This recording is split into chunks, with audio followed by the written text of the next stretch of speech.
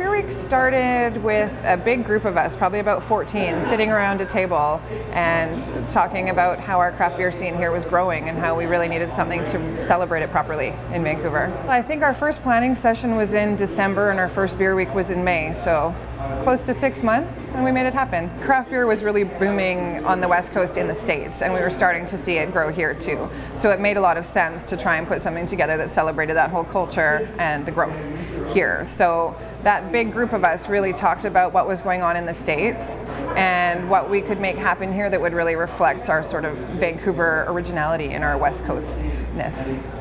And that's really just what happened. We came up with a bunch of events and we made it all go.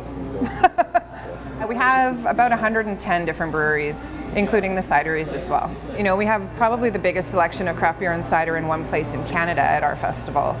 And we've grown from 100 people in year one to approaching 14,000 this year, which puts us pretty high up there, I like to hope, with some of the other big festivals along the West Coast.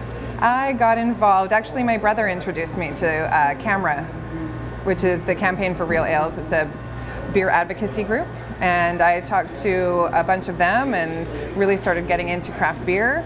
And I also had an events background and a music festival background, and it all just kind of came together into one lovely little package. I love the whole thing. I'm a problem solver by nature, and I love putting on events that I want to go to myself. So every year we try and work harder to make it more of an event that we all want to go to.